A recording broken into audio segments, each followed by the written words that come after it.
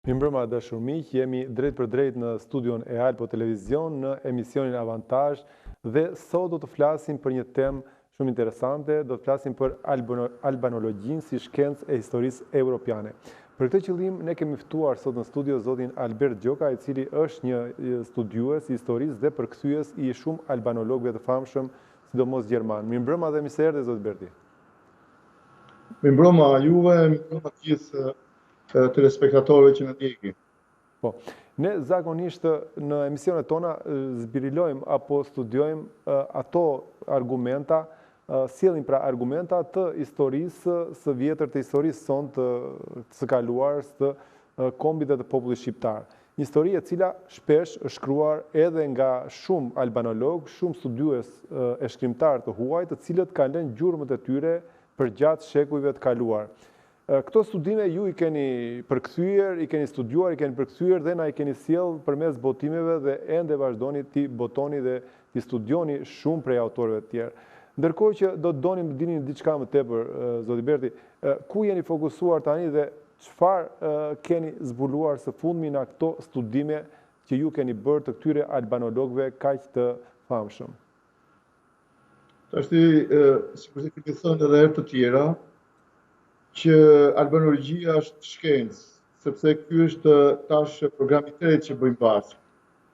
Por këtë nuk e them unë, po e thonë ulëmtuesit, do të thonë studiuesit më të shkruar gjerman të kohës, duke filluar nga 1600-ta, madje nga fillimi i 1600-s deri në fillimin e 1900-s.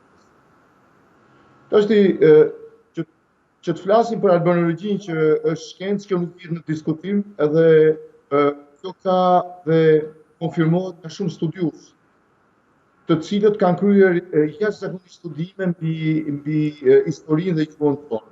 Mund të themi fare pa problem se ata që kanë bërë studimin mbi ne kanë qenë të gjithë studiues gjerman, austriak, suedez, norvegjesh, belg, francez, pse jo dhe italian. Në fakt, të dëshmojnë emrat e këtyre albanologëve kaq të dhej, kaq të shquar. Por, nëse të fillojmë të numërojmë, janë shumë. Unë paktën vetë si person, nga eksperjenca ime personale, nga studimi që ne kemi bërë, vazhdojmë të bëjmë akoma, janë shumë. Kalojnë shifrën 100-150. Ky është edhe një fakt, domethënë që nëse e keni vënë re që kohët e fundit kam nxjerrë disa postime në Facebook, ku kam thënë që albanologjia, kam thënë një gjë të re, domethënë, që albanologjia është shkencë. Edhe këtë nuk e kemi thënë ne, por kanë thënë studiuesit më të dëgjuar të 1700-s dhe 1800-s.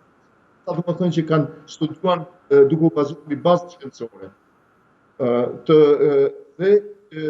Si studiues dhe përfaqësues të akademikë të shkencave të ndryshme të këtyre vendeve nordike, sidomos gjermanë dhe austriak, të cilët nuk na njohin vetëm hartë gjeografike, por na njohin dhe historinë, që gjatë tyre 200 vjetëve ata janë filluar madje shumë. Mund të themi me plot gojën se midis këtyre studiuesve, duke filluar nga 1600, 1700 deri në fillimin e 1900-të, asnjë shqiptar. Asnjë shqiptar. Kështu që nga eksperjenca ime personale, studimeve që kemi bërë, mund të themi fare pa problem që ata që neve na kanë bërë historinë e kanë shkruar në detaj, të ilustruar, të shkruar, të redaktuar, do thënë gjithmonë në gjuhën gjermane, kanë qenë këto shkencëtarë gjermanistë folës.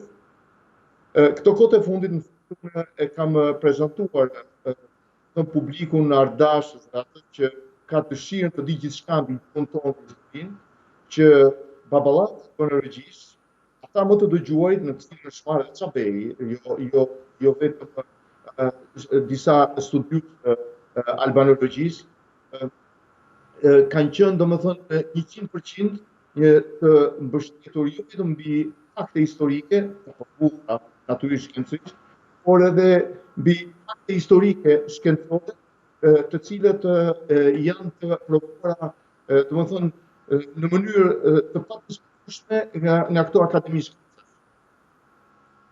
Kemi thënë pra se kemi shumë tuar albanolog. kemi, unë të më thënë nga eksperiencia e personale, unë kam përkthyer në 2017 Filanderi, kam përkthyer Tunman, kam bërë studim mbi Holger Petersen, kam bërë studime mbi Larsen, i tjetër albanolog danes, edhe studime të ndryshme mbi italian, si Sistemacci, Camarda, edhe Bianchi, edhe shumë të tjerë. Tani, kemi një problem të vogël.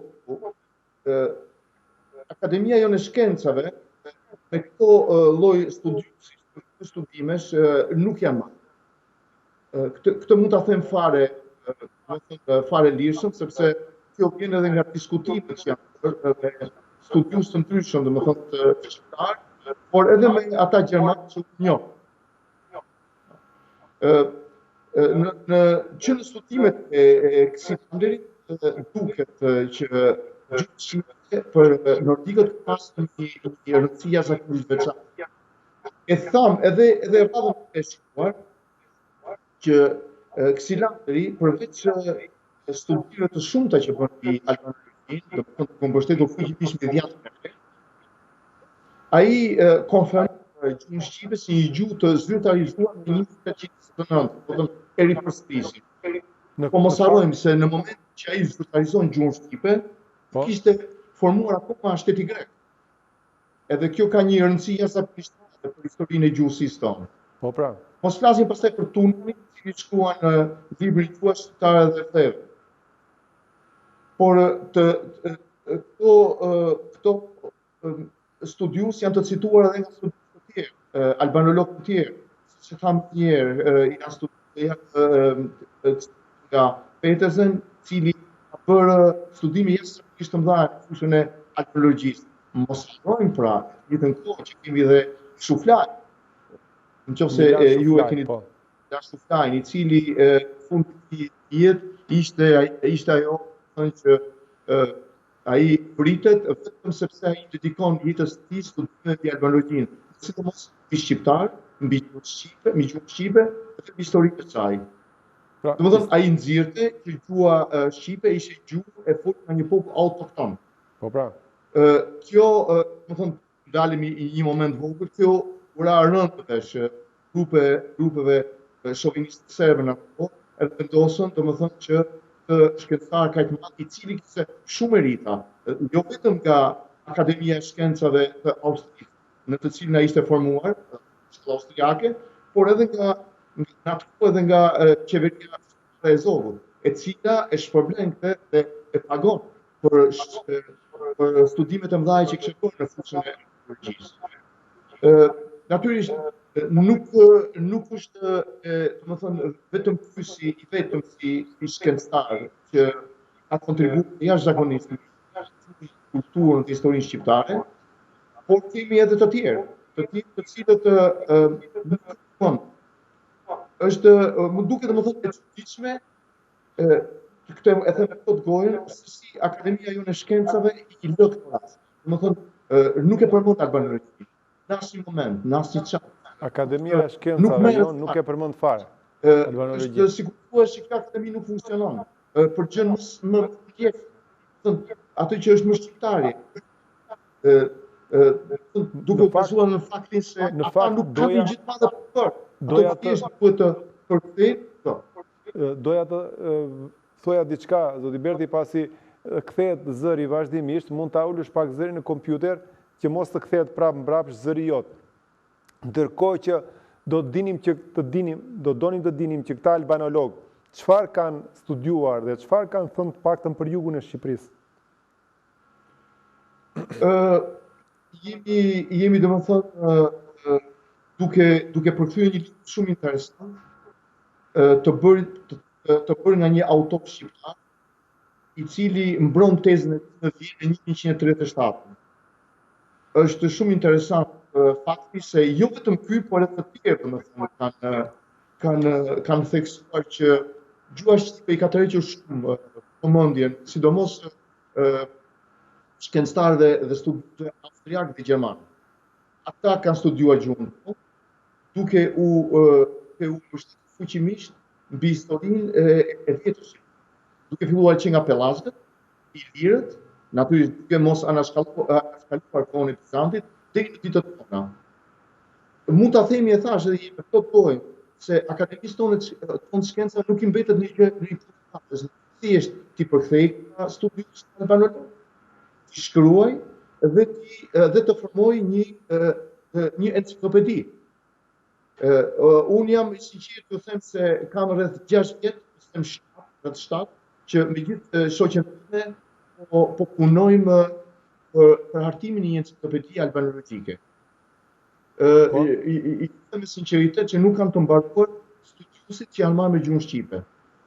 Këtë mund ta them plot gojën sepse kohët e fundit dëgjoj domethënë që vjen në diskutim nga sinjëta që sikur kanë histori se nuk kanë gjuhë ose gjuha tyre është gjuhë si thonë ande nga në tuaj gjuhë me mballoma ose gjuhë sajuar.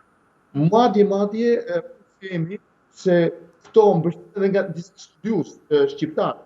Unë do të them më tepër pseudo-studius, se ata nuk janë të bazuar në shkencën e vërtetë, që këta studius dhe shkruan. Kemi studius të cilët kanë thënë sikur gjuha shqipe është gjuhë e cila ka një përqindje shumë të madhe fjalë të afruar nga gjuha turke. Ose dikush tjetër thotë që janë të afruar nga gjuha slave. Unë them që problemi është se këta studius akoma ose nuk i kanë studiuar studiusit e huaj, të cilët kanë bërë studiin tonë, ose kanë qenë të ndikuar. Ose kanë qenë të ndikuar në kohën që kanë thënë. Për shembull, nuk e di sa është e vërtet nëse Kerem Çabej është shprehur që gjuha shqipe ka huazime nga slavishtja, por nëse është vërtet kjo thënie, atëherë i bie që ke bërë një gabim shumë të madh, por nuk e dim nëse është shprehur pikërisht kështu apo mos ka ndonjë deformim në thëniet që thuhen sikur ka thënë ai. Tash unë do të thoja një diçka. Kerem Çabej, profesori Kerem Çabej kryen studimet e tij sipas logjikës thjesht në momentin më delikat të historisë shqiptare. Atëherë kur kishte një lloj tranzicioni nga koha mesjetare që del Shqipëria, edhe futet domethënë një në rrymë socialiste, apo jo. Edhe dikur domethënë për ideologji ata kërkon që Çabej mos thoshte ato që ai kishte mësuar në Universitetin Austriak, i cili ishte universitet kaq i hapur, kaq korrekt, kaq transparent, ku diçka në studimet e tyre mbështeteshin mbi gjuhën dhe mbi shtetësinë, por të mbështeteshin në ideologji. Kupton? Edhe ky mund të ketë qenë një nga domethënë faktet që Çabej ndoshta nuk mund të shkruajë për vërtet. Por vjen në dyshim që Çabej ka bërë studime jashtëzakonisht të mëdha. Nuk mund t'ia hedhim dot poshtë. Sepse ai studimet e tij ka bërë gjithmonë të mbështetur mbi studius të tij, kanë përmendur edhe studius të mëdhenj. Po të shikosh për studimet e Çabej, shikon që përmendet emri Filit, emri Strabonit, përdoret emri i Xilanderit, emri i Kunman, emri i Kamardës, dhe shumë emra të huaj, kupton? Kështu që është shumë e vështirë të pensosh domethënë opsionin që Çabej të ketë rrëshqitur nga reale studimit dhe të ketë shkuar në një anë tjetër. Duhet të ketë një arsye shumë fortë. Duhet të jemi domethënë realistë. Ndërkohë do të punën e madhe të Çabejit. Ndërkohë do donim të dinim diçka. Do donim të dinim diçka rreth atyre studimeve që ju keni bërë, atyre përkthimeve që ju keni bërë, se çfarë dhe si janë shprehur albanologët e ndryshëm për sa e përket Finiqit dhe jugut të Shqipërisë, Gjirokastrës, Finiqit, nëse ka ndonjë informacion sipas studimeve të fundit që keni bërë. Tashti, me thënë të drejtën, e thamë edhe përpara se studiusit më të shquar që janë marrë direkt me albanologjinë dhe me historinë e saj, ishin gjermanë. Ka shumë. Unë gjatë rrugës domethënë të studimeve të mia jam përqendruar, kam hasur albanolog, studius arkeolog, shumë të rëndësishëm, domethënë të jetës shkencore, të fillimit të 1800-s deri në fillimin e 1900-s.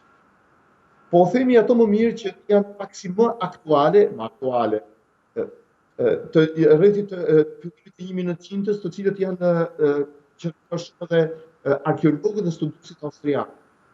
Për shembull, një punë shumë të madhe ka bërë një grup austriakësh, i cili dhe gjermanë, por përpara austriakës, ishte Prashniker dhe Schotter, të cilët midis shumë ulumtimeve që kanë bërë në veriun e Shqipërisë, ku kanë nxjerrë, domethënë në parë, jo vetëm thjesht planimetritë e vjetra të kuptimeve arkeologjike që bënin këto grupe, po janë marrë fuqimisht edhe me gjuhën, me etnografinë, me etnogjenezën e popullit.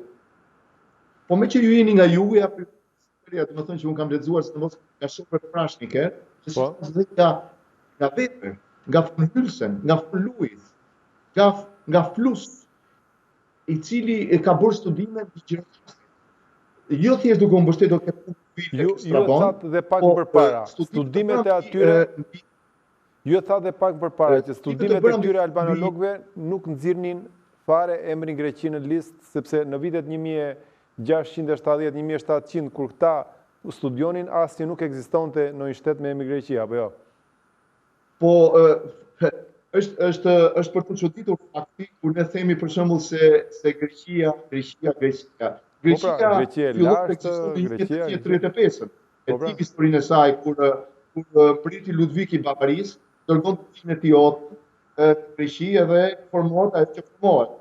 Po ky fakt domethënë forcohet më tepër me faktin që kur Otto hyn atë sallën e parlamentit grek edhe kërkon domethënë të flasë me politikanët e asaj kohe që formonin shtetin grek, ai thot, "Ore, çfarë janë ato që flasin në sallës? Kush në çfarë gjuhë flasin?" Po kush jeni ju? Ne, thonë ato, jemi banor autoktonë. Ne quhemi arvanitas, që flisnin shqip, banorët autoktonë që flisnin shqip. Po, ata në fakt pritpin që mësuan Koinen Otos mirë, nuk i kishin thënë dhe nuk ja kishin bërë të fshirët faktin që është në vendin e quhet Greqi, flisë shqipja. Këtë e specifikon dhe Jakob Filip Falmerajer, edhe Gustav Mayer, por nuk janë shkallon dhe Arnold von Christoph, por nuk janë shkallon akoma dhe Weber. Por do thoja që mos përqendroheshim se këto janë argumente që për shumë njerëzve, shumë studioze, por ne duhet të përqendrohemi tek për shembull tek Gjirokastri, i cili Prashnikov të shkopën që Gjirokastra është ndërtuar mbi themelet e qytetit vjetër antik, të cilët janë bërë të gjithë territorin e saj, duke përfshirë këtu dhe atë që quhet sot Dropull. Dropull, që nuk është as pak greke. Te e specifikon sidomos Prashniker Schotter, po edhe Weber, ku thotë se pjesa në të cilën thotë quhet Dropull në Gjirokastër, domethënë ato zonë në jugun anës jugore të Gjokastrës, është quajtur gjej në kohën e Bizantit Gall. Si? Që s'ka pasur asnjë gjë, as një term grek. Si është quajtur? Por mos harrojmë se ajo pjesë në antikitet quhet Adrianopolis. Domethënë dikush është treguar Dinak dhe ka dashur të marrë emrin Drianopolis dhe ta shkruaj atë në Dropull dhe më poshtë Dropull. Këtë nuk e them unë, po e specifikon. Pra, nga Adrianopolis ata kanë sjellë Dropull. Nga Po, e kanë vënë Dropull, Ovropull, o nuk e di si, thonë apo jo. Janë argumente që janë fakt të kuptuar dhe të parëndësishme. Por rëndësi ka fakti që sipas që specifikohet sipas studiuesve gjerman, që aty ka qenë kur e panuar nga grek. Sepse grekët e kemi thënë që grekët zyrtarë domethënë ekzistojnë nga 1835. Dhe është e pakonceptuar sot që aty ekzistonin grekët. Fakti që shkencëtarët e kanë shkruar, kanë specifikuar atë që specifikon domethënë shok edhe prashnik, është një ullumtim I marrë dhe Akademia Shkencave Austrisë. Nga mesi I 1800-s deri në fillimin e 1900-s. Madje ata specifikojnë që në zonë nuk rezulton njerëz që të kenë folur gjuhën greke, apo jo. Tani kjo ka dhe një histori të veçantë, sepse aty fillon gjuha greke, ajo që quhet gjuha greke apo gjuha moderne greke, të flitet në fundin e 1800-s, në 900-s, kur të pasurit Dervitës fresi nga kufiri jashtë shtuar Greqi, njerëz që punonin ta pasunar, do thonë kërkonin kuq. Dhe ata mbetën aty formuan një lloj komuniteti që më vonë kalimin e kohës ata e pak do të kërkoj. Por në fakt ato janë shqiptarë. Berti, do të kërkoj diçka, të lutem, sepse vazhdimisht interferon zëri dhe kthehet mbrapa zëri. Ju keni hapur si duket zërin e kompjuterit dhe interferon dhe na kthehet mbrapa dhe dëgjohet me vështirësi ajo që thoni. Nuk ju dëgjojmë qartë disa herë. Po, unë nuk e di, po tani si më dëgjoni? Tani shumë mirë, tani dëgjoni shumë mirë. Atëre, domethënë, atë faktin që tham, mbi ekzistencën e dropullit si minoritet, nuk figuron nga asnjë studius gjerman që të ketë pasur një minoritet në jug të Shqipërisë që të jetë quajtur dropull. Ky është emër I bazuar, emër do të thuash do ta them në gjuhën popullore emër I vjedhur, nga termi adrianopoj. Adrianopoj, dropull e kanë domethënë kanë komentuar sipas vullnetit dhe sipas dëshirës dhe sipas interesit të tyre. Por në jug të Shqipërisë një minoritet grek nuk ka ekzistuar kurrë. Për shembull, fakti që flitet Finiq të ketë një minoritet grek është e çuditshme, se Finiq ka studiuar gjerman, sidomos atë që specifikon më tepër do thoja edhe Weberi. Kryeqendra e Mollosve apo jo? Në studim që Finiqi thoshte një pikë jashtëzakonisht e rëndësishme për Maqedonasit dhe për romakët. Ishte një pikë I cila është zhvilluar një marrëdhënie diplomatike midis Filipit të Maqedonisë edhe Sempronis romak. Aty thotë emri I tij, të vërtetë thotë emri I tij vërtet ka qenë thotë Fenik.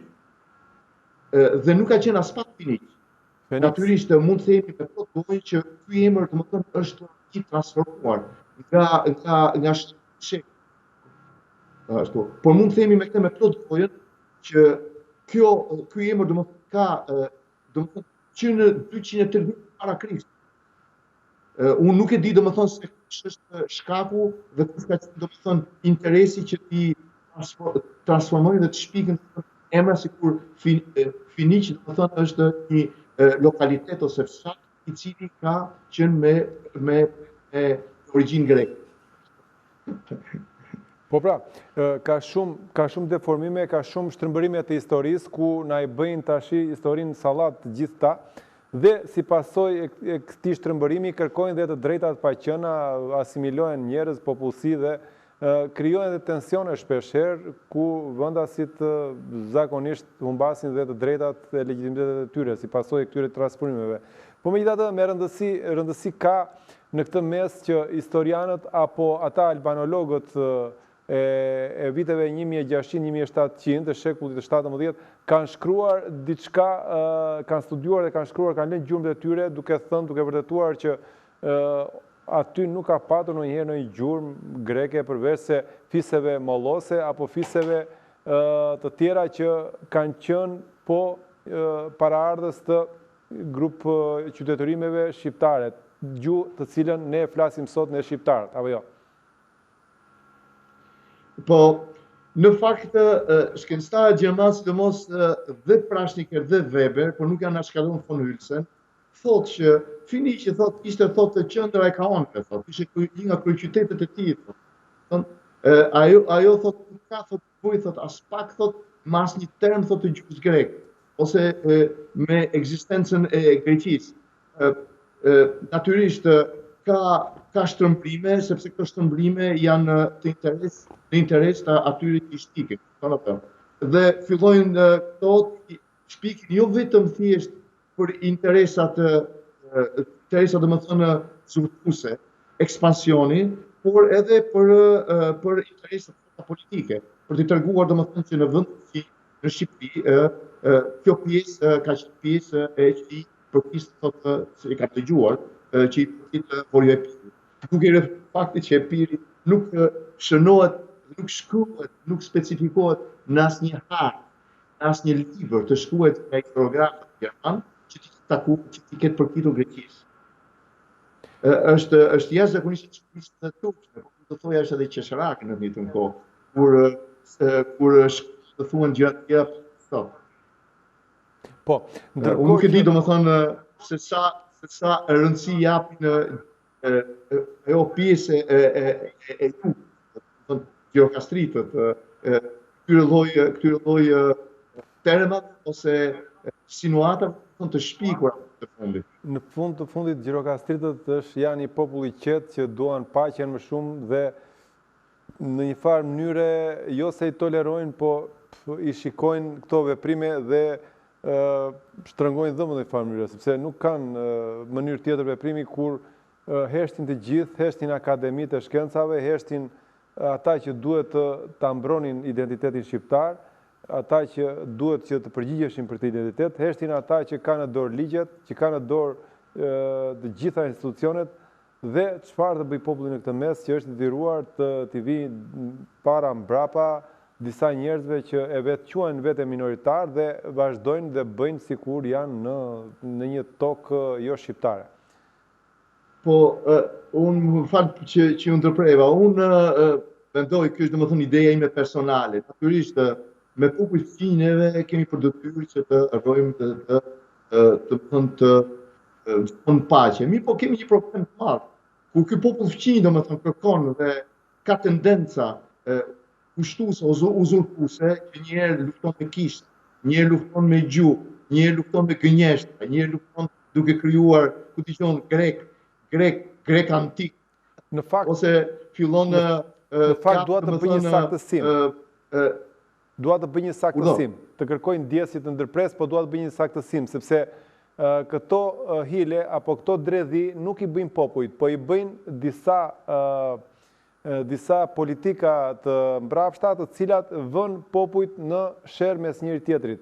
Sepse në Greqi dhe në Shqipëri kemi të njëjtin popull, por që është ndarë një pjesë e kësaj popullate është quajtur Greqi dhe janë quajtur grek, kurse pjesa tjetër i kanë vendosur të quajnë shqiptar. Pra e kanë ndarë, e kanë parcelizuar, ashtu siç kanë bërë me gjithë Ballkanin, e kanë parcelizuar në shtete të ndryshme, ku i është imponuar gjuhë e ndryshme çdo lloj shteti, pavarësisht se autoktonët aty janë vetëm shqiptarë dhe në të gjitha këto shtetet e Ballkanit është e pamundur mos gjesh shumicë shqiptare edhe aty ku mendohet se janë grekër, serbër apo malazez apo maqedonas, pikërisht shumica e popullsisë është po shqiptare. Por edhe sikur të mos jetë shumica, prap ka një përqindje shumë të madhe të popullsisë që përbën pjesën më të madhe të banorëve të shtetit përkatës, qoftë në Serbi, qoftë në Greqi, qoftë në Maltëzi, qoftë në Maqedoni, që u anullua dhe censusi i numërimit të popullsisë aty vetëm sepse u dilnin shqiptarë të gjithë dhe s'po dilnin slavas 5%. Ky është problemi dhe kështu që janë bërë disa anakatosje të historisë, janë bërë disa shtrëmbërime jo pa qëllim për të futur njerëzit në një konflikt mes njëri tjetrit, sepse në fund të fundit asnjë person nga populli, asnjë individ nga populli shqiptar apo nga populli grek nuk përfiton asnjë gjë nëse quhet e gjithë Greqia Shqipëri apo e gjithë Shqipëria Greqi.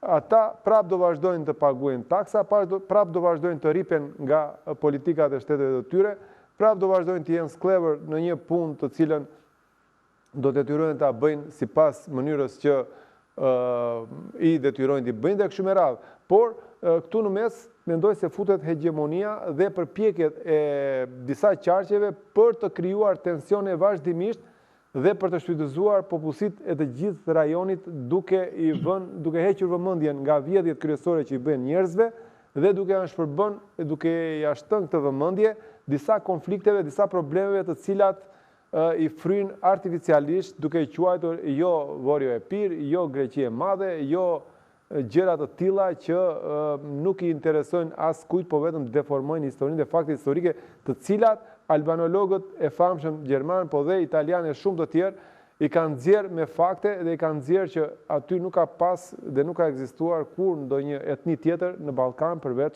shqiptarëve.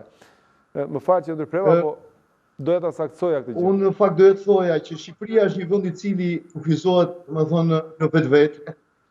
Kjo nuk është nevojshme ta them unë. Kjo është e Dhe duhur. thonë si thuhet edhe vendas shqiptarët. Por aman, ne kemi pasur historikisht leadership shumë të papërgjegjshëm, siç është edhe në vitet e sotme. Po Ata që ne kemi më të probleme sot janë grekët, siç janë edhe serbët. Po më tepër kemi probleme me grekët, domethënë ju ka probleme me grekët, të cilët në mënyrë çështake jo vetëm ndryshojnë, jo vetëm domethënë anashkalojnë, por dhe kanë dëshirë domethënë që të bëjnë gjëra të çuditshme në histori që as nuk gjiten në asnjë lloj enciklopedie botërore, në asnjë akademi shkencës. Unë jam shumë i sigurt se ka në Greqi edhe historianë serioz, të cilët kanë të vërtetën, edhe të cilët nuk shikojnë me sy të mirë nga qeveria vet atje. Po sigurisht. Do të imagjinojnë pra që një përqindje e madhe në Greqi flet shqipe. Një përqindje e madhe flet gjuhën vlahe dhe gjithsej ka 4-5 etni që flasin gjuhë të ndryshme. Çdo të bëhet sikur të gjithë këto etni do fillonin të flisin gjuhët e tyre. Greqia nuk do të ekzistonte më, do të ishte thjesht, shpejt, pas një lloj diskutimi që është një vend i saj. Po sigurisht. Kjo është e gjitha, po mund të them diçka tjetër, që është akoma më dramatike. Unë kam thënë gjithmonë, e them dhe ta them gjithmonë deri domethënë sa të jetë si fakt, domethënë që ne nuk kemi akademi shkencësh. Ne kemi akademi shkencësh amerikanë, njerëz të cilët nuk dhe kanë bërë dhe nuk bëjnë asnjë studi. I lejmë përkthimet. Ata, unë kam thënë që shqiptarët historinë e tyre e kanë gati. Mjafton ta përkthejnë. Kupton? Edhe kjo është gjëja të thënë që ne si studiues, jo vetëm mua, por shumë të tjerë si unë, na mundon së tepër. Kurse për sa i përket domethënë përvajtjeve që bien domethënë tek këtu që ata kërkojnë të bëjnë grek të ri duke i paguar. Kjo ka dalë domethënë nga divergjencët që kanë partitë politike në Greqi, që dikush i tha një tjetri që pse kërkoni domethënë të rrisin numrin e grekëve në Shqipëri. Çoni paratë, sepse dim që Greqia është krizë. Greqia mund të jetë krizë në çdo moment. Kupton edhe tani që flasim ne, kupton apo? Kupton sepse dim atë që ndodhi atje ishte vërtet ishte një katastrofë. Po ata vazhdojnë ta mbulojnë ta anashkalojnë katastrofën që ka. Duke i tërhequr vëmendjen popullatës, duke i thënë sikur këtu nuk respektohen të drejtat e minoritetit tyre, kupton? Që nuk ekziston. Minoritet në Popull, minoritet në Imar, minoritet në Përmet, minoritet në Gjirokastër, minoritet në Sarandë, minoritet në Durrës. Domethënë aty ku flisin varë, deri Kukës kanë arritur minoritet. Kemi gjuhën popullore, shpirtat e këtij, aty fillojnë edhe dalë minoritet. Por ama, kjo është një çështje shumë delikate. Në qoftë se ata mbahen që kanë qenë domethënë ushtarë grek të vrarë në territorin tonë, ka një konvencion që është studiuar në 1906 dhe në 1949 është bërë një konvencion internacional që asnjë ushtar i cili ka qenë zhvrarë në jashtë kufitit të vendit të tij nuk mund të ketë përmendore. Domethënë vetëm me konsensin e shtetit në të cilin ato gjenden, sepse të tjerë, një ushtar që kalon kufirin e tij nuk shkon për paqe. Siç qenë ushtarët grek në ato periudhë, të cilët vinin për të sjellë paqe, vinin për të vjedhur, për të dhunuar, për të shkatëruar, për të vrarë, kupton, nuk i pasur asnjë, domethënë ka të thënë flasin ku krimet e tyre janë bërë në të gjithë zonat e Shqipërisë, deri në Tepelen, ku antarët grek vidhin, pordhunonin dhe ktheheshin prapë. Pavarësisht pastaj se kemi dhe historinë që shqiptarët fundë të tyre dhe asgjësuan vëran shumë. Por si histori, domethënë faktike, nuk kemi një histori paqe midis popujve tanë, thonë apo jo. Sepse ata kërkojnë që të shpikin ortodoks, të bëjnë ortodoks, gjithmonë më tepër sikur ana tjetër është Greqia që vazhdon, duke i referuar faktit se në asnjë libër, asnjë enciklopedi tuaj figuron që të ketë ekzistuar madje edhe Greqia vetë. Po pra, kjo është edhe ajo që ju na prekupon, na bën përcjell shumë të tepër. Duke referuar faktit se në qoftë se ka ekzistuar Greqia, ekstremin jugor të gjeut, ka qenë një copë tokë me ishë. Por politikisht, shpia Greqisë ishte në fuqitë asaj kohe. Ishte nga rusët, që i formuan Kishën Ortodokse, nga francezët dhe anglezët, që i formuan historinë falso dhe i dhan para, edhe nga Ludoviku i Bavarisë, që i formoi qeverinë, edhe gjuhën që ata flasin sot. Sepse ne dimë, ta ripërsërisim edhe një herë, pra është një krijim i Europës. Greqia është një krijim i Europës për të mos lënë shqiptarët të përforcojnë dhe të kenë një perandori siç e kanë pasur që në kohën e Romës, që në kohën e Bizantit e kështu me radhë. Sepse kanë qenë shqiptarët ata që kanë luftë fetare. Pasur luftë fetare, sepse vetë Greqia është që tjetë vetëm entitet fetar. Politikat në dorë. Por ai, domethënë, shumë shpejt europian, Iran kësaj, por kësaj Iran, domethënë, kur lloj kriza, që donin të antik grek të banin me para, që sot gjithë i shajnë, asnjë i pranon. Për shembull, po ta pyesësh sot takzënësin gjerman se nëse kriza greke do të jepni për Greqinë në asnjë mënyrë. Kupton, kemi dhënë 300 miliardë, domethënë në borxh ku asnjë statistike Greqisë nuk është më aty. Se është bankave të cilat kanë terë, sepse ata nuk janë gjendje të kthejnë borxhet që i kanë bërë. Pastaj mos harrojmë se ata e manipuluan ekonominë e shtetit tyre. Domethënë e gënjyan komunitetin evropian. Thjesht e mashtruan. Kupton? Edhe kjo ishte gjëja më e poshtër që ata thonë. Natyrisht europianët në një mënyrë i paguan dhe në anën tjetër domethënë qëndronin frenues ka tyre, duke ja përmendur gjithmonë që edhe na keni mashtruar, apo jo. Por ky është edhe fakti, po mos hyrë domethënë, po mos kaluar jashtë teme, ky është edhe që shumë popull europian akoma sot zbërsojnë para për Greqi, sepse Greqia është akoma në krizë shumë thellë ekonomike. Mos kujtojmë se Greqia ka kaluar krizë. Greqia është akoma në grop. Këtë nuk e them unë, po e thonë ekonomistët gjermanë. Po jo vetëm ata po thonë dhe francezët dhe vendet nordike. Imagjino, pjesa më e madhe të grek është regjistruar dhe e blerë nga banka apo. Që nuk është Kto janë disa. Dhe nëse gjermanët do të duan, për në 24 orë mund të blejnë Greqi. Pires ata thonë që është e jona, historikisht, sepse kemi formuar ne me parat, e thonë edhe sot, që ata nxjerrin dëgjojnë të shpreje. Nga kjo nënkuptojmë shumë gjëra, Berti, ku nënkuptojmë që politikat e mëdha të shteteve evropiane apo dhe më gjërë i krijojnë disa rrethana dhe disa gjëra thjesht edhe për të pasur dhe përfitime për vete tyre.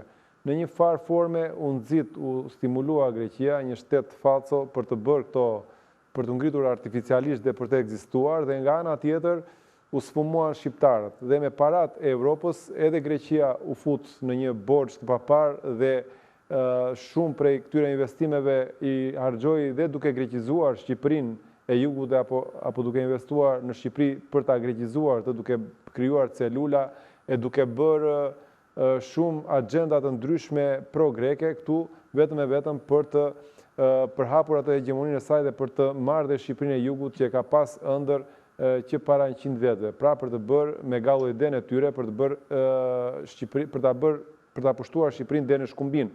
Mirë, po këto gjëra më duket se i ranë si bumerang dhe në ana tjetër janë po evropianët që i financuan, ata që fitojnë, që jo vetëm që kanë blerë shumë mishuje, shumë prona toka aty në Greqi, që ja kanë marrë Greqisë në një farë mënyre për të shplarë këto borxhet, por është dhe populli grek që do t'i vuaj dhe që po i vuan, sepse po të shikosh në Greqi, ditë e punës është ndoshta edhe më pak se në Shqipëri. Në Greqi aktualisht shqiptarët janë ata që e mbajnë ekonominë greke në këmbë, pasi janë të vetmit që punojnë dhe derdhin taksa jashtëzakonisht të rënda në Greqi. Ditë e punës aty ka rënë në 20 apo 30 euro dhe 20 apo 30 euro një punëtor i merr dhe në Shqipëri. Pra ka një dy ndryshime të mëdha dhe ajo kriza që thoni ju është fare e dukshme nëse aty shqiptarët vendosin një ditë ta lënë Greqinë, të ikin dhe të kthehen në Shqipëri apo të ikin nga Greqia fare, atëherë ky shtet vërtet përfundon se nuk ka kush të derdhi më taksa për Greqinë. Janë shqiptarët, janë mbi 4 milion shqiptarë aty që derdhin taksa vazhdimisht.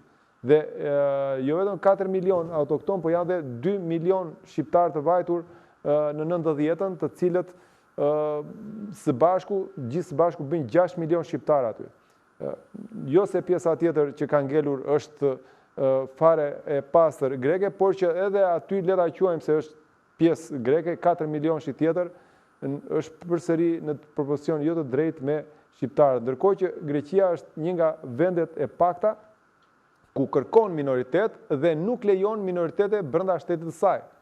Kjo është një shkelje e konventave. Ky është një problem, pra, të thoja unë që nëse ata sillen kështu, domethënë me shqiptarët, jo vetëm me shqiptarët, me minoritetet e tjera, atëherë unë mendoj që edhe shqiptarët do të përgjigjnë në të njëjtën, domethënë ata duhet të kërkojnë reciprocitet. Pa çmuar dhe pa vunuar njëri, apo jo? Siç nuk ngrihet atje flamuri shqiptar, nuk duhet të ngrihet flamuri grek. Siç ata nuk lejojnë shqiptarët që të jenë, mos lejojnë edhe minoritarët. Mos i hapin shkolla, mos lejojnë piftrinë, që nuk janë gjë tjetër, vetëm disa parazitë që nuk kanë gjë tjetër që nga fillimi nga mëngjesi deri në darkë të mashtrojnë, asgjë tjetër nuk bëjnë. Apo jo? Se ne e dimë, ata kanë marrë edhe kishën autoqendrë shqiptare. Po, që për 90 është kushtuar kisha autoqendrë shqiptare. Kupton apo jo? Madje këto kisha nuk janë kisha jo, janë vende ku brenda ushtrohet homoseksualitet, kam dëgjuar. Kjo është diçka shumë e turpshme. Kjo ka qenë, domethënë, diçka që nuk ekzistonte në mentalitetin shqiptar. Edhe kjo më keq është që si ka mundësi ne ortodoksë shqiptar, krishterët të kryesohen dhe të përfaqësohen nga këto lloj fundërinë. Kjo është gjë shumë e keqe, gjë shumë negative. Pra, është dhe faj politikës shqiptare që ka toleruar këto lloj gjendjesh. Në vendit tonë edhe në nderin tonë si person. Unë, për shembull, si krishter, se ezempër batme në Shqipëri, natyrisht nuk do të kisha shkuar kurrë në kishën ortodokse greke, se nuk më përfaqëson. Ne kemi pasur gjithmonë historikisht të bërë dhe ju jeni vetë me origjinë nga Gjirokastra, nga gjitha atë Mellani dhe nga të cilët ka dhe rregullohen e saj. Nuk është e pakonceptuar që dikush të vijë dhe të ndërtojë përgjithësisht. Dua të vënë në vëmendje edhe një fakt. Edhe një fakt dua të vënë në vëmendjen tuaj. Ju jeni vetë nga Gjirokastra dhe i keni parë kishat e vjetra që ka Gjirokastra. Po të shikosh tash ato kisha janë të gjitha të mbyllura dhe në rrezik shëmbje dhe në rrezik gremisje. Shumë prej tyre si në Dhivër edhe janë shkatruar. Pra janë kishat të cilat i dallonin ortodoksin shqiptare, kishat, ndërtimin, tipin e kishave ortodokse shqiptare, e dallonin nga ato që u bë në Greqi 150 vjet përpara, që filluan të bëshin dhe që tash janë bërë disa ngrehina betoni me ca kupola që s'kan asnjë lidhje me kishën ortodokse shqiptare. Pra jo vetëm që kanë pushtuar ortodoksin shqiptare prej 30 vjetësh, grekët, por ama edhe kanë shkatruar ortodoksin që ka ekzistuar, ortodoksin që ka qenë e trashëguar nga Fanoli, i cili e bëri autoqefale këtë kishë, që në kohën e vetë, dhe tani kjo kishë është e pushtuar, pra është e uzurpuar nga kisha greke. Kjo është një shkelje e hapur e drejtave të një komuniteti, sidomos një vendi ku quhet i lirë. Por kjo nuk është thjesht një dhunim i të drejtave të komunitetit ku dëgjon se çfarë. Kjo është thjesht domethënë që bashkëpunëtorët këto janë edhe vetë politikanët shqiptarë që lejojnë gjëra të tilla, domethënë. Gjëra kaq qesharake që të vinë dhe të tjerë të bëjnë atë që duan në territorin e gjë që shqiptarët nuk mund ta bëjnë vetë aty. Dhe kjo është domethënë jashtëzakonisht e tmerrshme. Nuk mund tolerohet një diçka e tillë. Unë e thash dhe para disa minuta. Duhet reciprocitet. Në qoftë se ata nuk respektojnë rregullat, ligjet e shtetit shqiptar, edhe domethënë ata dalohen. Ata nuk respektohen më. Dhe në qoftë se nuk lejojnë të ngrihet flamuri shqiptar atje ku ekziston minoriteti shqiptar, nuk lejohet edhe ai që quhet grek këtu. As flamuri, as kishat, dhe as një gjë, as shkolla, dhe as një gjë që mund ta karakterizojë që është grek. Kjo është personale. Kjo ka çdo shtet në Europë. Europa është ndërtuar mbi këtë. Kur ata flasin, duket sikur vetëm ata kanë drejta, shqiptarët nuk kanë dot drejta. Pse nuk thonë drejta që gjithë edhe politika shqiptare? Si shikoni, edhe ne duam gjithë gjë, por si duket ata blihen, si duket ata marrin para, janë të korruptuar. Në fakt ne kemi thënë që qeveria shqiptare është një qeveri e super korruptuar, ose një fjalë e degraduar. Që Europa perëndimore, Europa e qytetëruar kërkon ta evitoj. Gjithmonë dhe në çdo moment. Në fakt kemi një dualitet edhe në Europë, se një pjesë e Europës dhe privilegje nëpër kancelirit perëndimore. Absolutisht. Shteti gjithmonë flitet shumë keq për. Shumë keq. Një pjesë e Europës po hesht. Që nuk kombinojnë domethënë me ato që me pasurinë që kanë marrë, të marrë atjerë, e ku di se çfarë. Ka shumë fakte të cilat i tregojnë. Berti, një pjesë e Evropës po hesht ndaj genocidit që i bëhet shqiptarëve, që i bëhet gjuhës shqipe, popullit shqiptar dhe troje shqiptare. Një pjesë e Evropës po e ngre zërin me të drejtë, kurse një pjesë tjetër po hesht. Po e shikojmë të heshtje ndaj veprimeve që bëhen edhe nga Serbia dhe nga Greqia së fundmi. Mos harojmë që vetëm para 20 vjetësh Serbia në zemër të Evropës ka masakruar një popull të tërë në Kosovë, populli shqiptar të Kosovës, e ka masakruar vetëm se ishin shqiptar, pa asnjë lloj të drejtë, pa asnjë lloj shkaku. Ka sulmuar me ushtri të rregullt popullatën e pambrojtur. Ju desh shqiptarëve të vetëmbroheshin dhe të kthenin mbrapa ushtrit dhe hordhit që po bënin masakra mbi popullsinë. Dhe nuk dha llogari asnjë serb për këto lloj krimesh që u bën, Dhe në një farë mënyre ishin disa shtetet e Evropës që ose heshtën ose favorizuan palën serbe gjatë luftës Kosovës. Dhe pikërisht kjo gjë po vëret edhe me Greqinë, kur Greqia hapur po bën reprezalje mbi popullsinë shqiptare, mbi shqiptarët, duke i asimiluar, duke në favor të shkëmbimit të letrave dhe të dokumentave kërkon t'i asimiloj, po deformon historinë. Po të shikosh në Google Maps, do shikosh shumë emra të lumejve apo të vendeve në Shqipëri që i kanë kthyer emrat, i kanë bërë greqisht dhe askush nuk po thot një fjalë. Këto janë ndërhyrje të drejtë për drejta dhe të qëllimta në të drejtat kushtetuese të një vendi që quhet i lirë, apo jo. Vetëm nëse ne jemi të pushtuar pastaj, nëse jemi të pushtuar, atëherë çdo gjë mund të bëjnë. Nëse mund të themi dhe deklarojmë që jemi një vend i pushtuar, atëherë pse jo, mund të themi që ne na kanë pushtuar dhe jemi ndën një thundër të ushtrive ose të pushtimit huaj. Ndërkohë që jo çdo gjë do zgjasi pafund, sepse çdo popull ka dhe durimin e tij, çdo veprim ka dhe një pasojë dhe çdo pasojë ka dhe përgjigjen dhe kundërpërgjigjen. Kështu që vjen një moment se shqiptarët e kanë këtë që durojnë sa durojnë dhe pastaj plasin shqiptarët, por nëse plasin shqiptarët, atëherë çdo gjë pastaj kthehet ndryshe. Dhe duhet që në fundit edhe Evropa të mos jetë më kaq neglizhente në disa faktorë dhe në disa çështje kaq të rëndësishme siç janë të drejtat e popullit shqiptar për të vetë qeverisur dhe për të bërë një mbrojtje të drejtave të tij etnike apo multikulturore. Po unë mendoj që problemi i shqiptarëve fillojnë nga vetë shqiptarët, sepse ne, siç dihet, në Shqipëri nuk kemi një qeveri siç duhet. Edhe citova para disa minutash që shqiptarët kanë keq sepse kanë një qeveri tepër të korruptuar, me politikë të cilat në perëndim e përsëris dhe një kërkon të evitojnë, nuk duan as bisetojnë ata. Imagjinoni ju kemi tre parti të cilat nuk bëjnë bashkë për të mbështetur një shtyllë kombëtare, por hajnë me Jo, njëra tjetër për ata pushtetin dhe bëjnë bashkë kushdo që vetëm vjen në për të pushtet vjedhur. zbaton të njëjtën agjendë. Vetëm për të vjedhur, ata bëjnë bashkë vetëm për të vjedhur dhe për të ndarë pasuritë e njëjtë, Ky është pasuritë e problemi. popullit. Por Ky nuk është bëjnë problemi. bashkë për të qeverisur shqiptarët, kupton?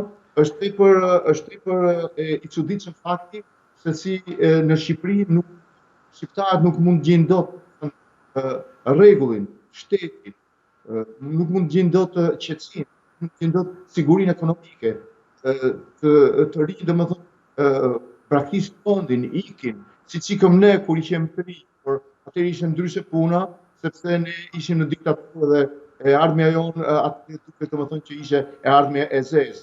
Por un kam një gjë për të thënë, dhe që këtë nuk e them në fakt, vetëm e përsëris, që ata që janë sot në qeverinë shqiptare thonë se janë të gjithë ata që la partia. Po, pikërisht në të gjitha forcat politike. Po pra. Në të gjitha forcat politike janë pikërisht ata që ka lënë mbrapa Partia e Punës. Në një farë mënyre, gjithë politikanët i nështrojnë tutelës dhe presionit të ambasadorëve të huaj. Dhe këtu bëhet çfarë duan ambasadorët e huaj, qofshin grek, qofshin slav, qofshin amerikan, francez, gjerman, çfarë duash ti, por çfarë duan shqiptarët kur nuk është bërë për këto 30 vjet e fundit. Megjithatë, që t'i kthehemi edhe një herë temës, Berti, sepse ndoshta devijuam pak, por ja vlen dhe t'i zinim në gojë dhe këto gjëra që tham, por që për sa i përket emrit Finiq dhe Finik ose Fenikas, cilat janë lidhjet që i lidhin dhe cilat si janë shprehur albanologët që ju keni përkthyer dhe keni studiuar për këto emërtime dhe popullsitë që banonin këto zona? Po, në fakt, siç e cituam edhe më parë, këto ulëmtuesit gjermanë, Prashniker dhe Schober, por edhe Weber, dhe nuk anashkalon von Hülsen, që në pjesën e që sot quhet Finiq, ishte pjesa, domethënë, ka qenë shumë e rëndësishme, që nga koha Bizanti deri në shekullin 18. Kupton? Domethënë nga periudha në periudhë historike, zona e Finiqit ka qenë një zonë jashtëzakonisht e zhvilluar, zonë që ka pasur kulturë të veçantë. Popullsia bazë që ka qenë aty, a ka folur shqip apo çfarë gjuhë ka folur? Gjithmonë ka folur në gjuhën ilire, domethënë duke transformuar nga shekulli në shekull. Por nuk figuron kurrësi të ketë pasur popullat më të greke, siç fiksohet sot. Por ti vetëm që domethënë nga këto studime dhe nga studimet arkeologjike, thuhet domethënë nga studiosit austriak që kanë nga hapat e vjetra, thuhet që pjesa e kodës së Finiqit është me mure të vjetra dhe me tempuj, brenda të cilët domethënë nëse zbulohen, nëse do ketë iniciativë nga ana shtetit shqiptar, me grupe arkeologjike që të zbulojë, brenda do shikohet që nuk ka asnjë gjë greke.